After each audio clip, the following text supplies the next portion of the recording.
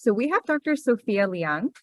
She's actually a 2014 UW grad herself, and she completed a refractive surgery residency at Oklahoma, as well as an advanced glaucoma and cornea fellowship in 2020 to 2021.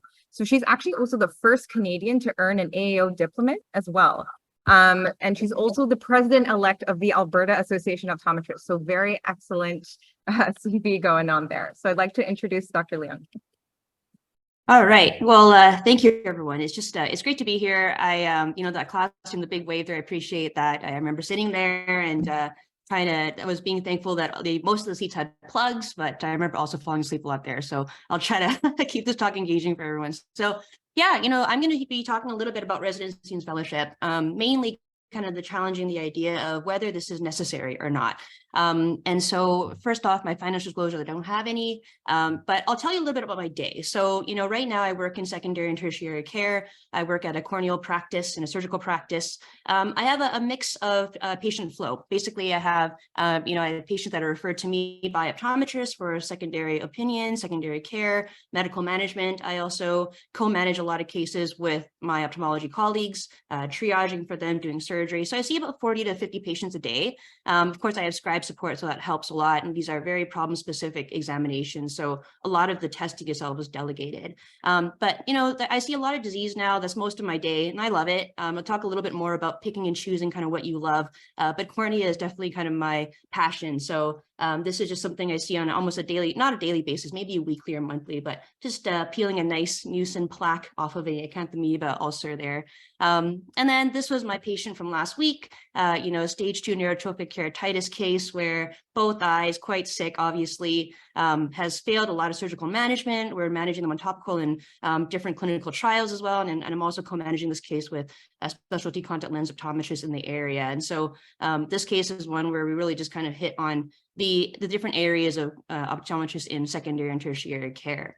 But I'm going to go through a little bit about sort of what my journey has been like and challenge everybody with a couple of questions, hopefully, to figure out whether or not this pathway is a similar pathway that you want to take on or kind of what it looks for you, because for everyone, it's going to be different. So, when I first graduated in 2014, I had kind of the choice of, do I go into private practice right away or do I do a residency? And many of you probably know, as a Canadian grad, there's not a lot of great options out there in terms of residencies. For those of you that are joining in from the States, lots more options for you, which is exciting. But at the time when I was looking at it, didn't really have a lot of options. So I decided to go into private practice. And my biggest pearl for all those that are looking at contracts right now, look at them really carefully. A couple of things you want to look for are employers that you can have really good, candid, frank discussions about. One of my favorite questions I like to ask is, where do you see your clinic in 3 or 5+ years?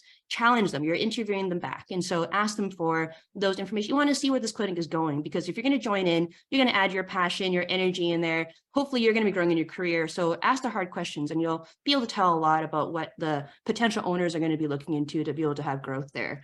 And so I entered private practice, worked there for about 5 years or so. And at that time, I had joined the Alberta Association of Optometry Council Board as a board member right out of school, about in my second year. So thankfully, it was a great way to see what was going on from kind of behind the scenes and learn a little bit about where optometry was leading. And around that same time, I was kind of growing into my sort of passion for ocular disease. I kept learning, I put myself in rural practice, looked up cases, got my FAAO at the time, and just nerded out like crazy, basically. But there at that time, I was kind of entering that phase where, I don't know about you guys, but coming out of school, I kind of felt like the definition of success was to partner in or open up a practice and basically thrive as a business owner. And that's great if that's something that you're passionate about. But for a lot of people, that may not be. So I'm going to challenge that idea as well. You can be an associate and love it, as long as you're able to find out what area that you really like and chase after it. So at the time, I talked to my employers. I said, hey, you know what? Is there a partnership opportunity here? I'd love to grow the ocular disease area. And at the time they said, you know what? We'd love that, but we're more focused on binocular vision at the time. And that's fair. And I appreciate them having that conversation with me because it saved me and them time and money for that matter. And so I decided, you know what, I think at this time, it's time to look for something different. And so at the time, our strategic think tank that we have almost every year between the Alberta Association of Optometrists as well as the Alberta College of Optometrists, I remember sitting there and listening to one of the presidents and past presidents at the time chat about where optometry was heading in Canada and North America. And it was leading more medically, right? We're talking about scope expansion and lasers and lid lesion procedures and all of that. And I kind of realized, you know what? If people are going to be pushing for this and advocating for this, we need more training. And I was at the time of my life in a season where I could go and do that. So that's when I started to email around and try to figure out if I could have any kind of residency options at that point to learn some more, to try to bring that back. And that kind of led me to looking at some different organizations and talking to mentors.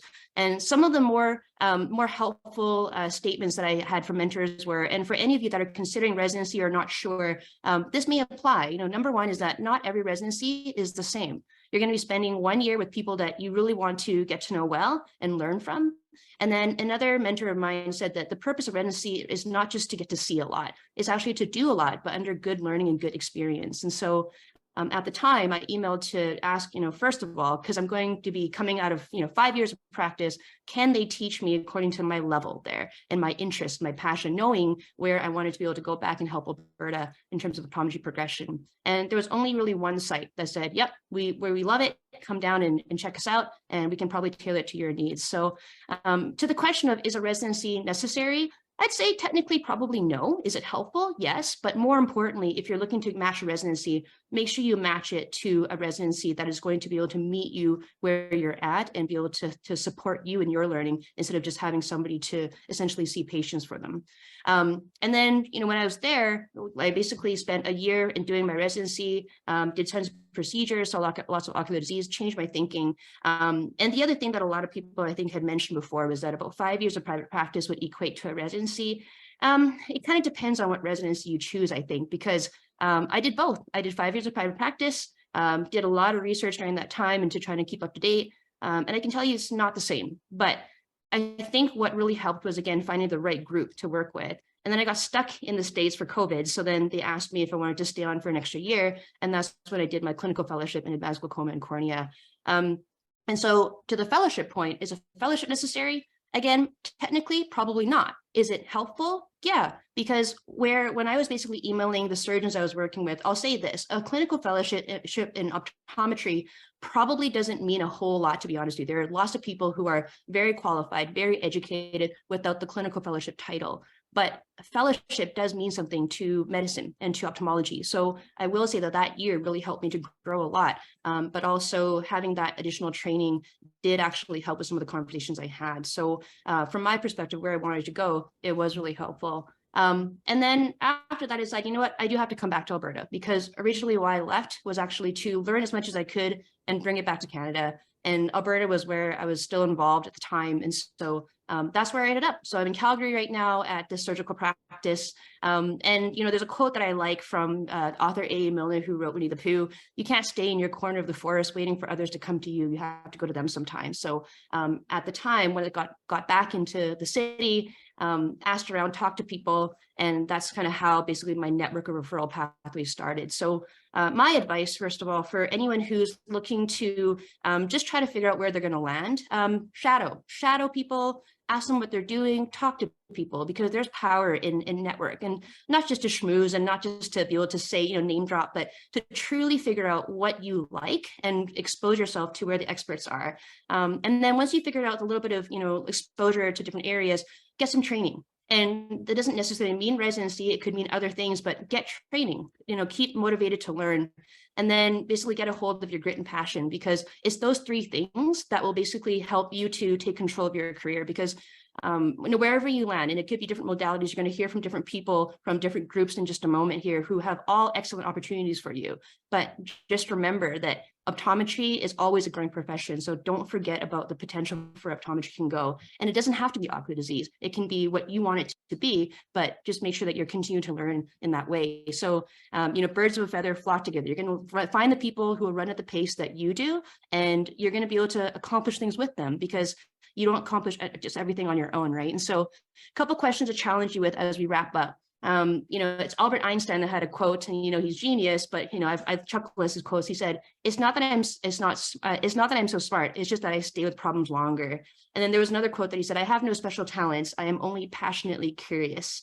And so take that. And so the reality is, if you become stagnant or if you stay stagnant, you're going to fall behind. There's so much changing all the time, but there's always more to learn. And so you just have to learn what you have to learn. So right now, if you're in school, you're not really quite sure, what you like it, that's fine. Keep shadowing, keep talking, talk to your professors who teach courses that are interesting to you. And for those of you who are new grads and not sure yet, that's also okay.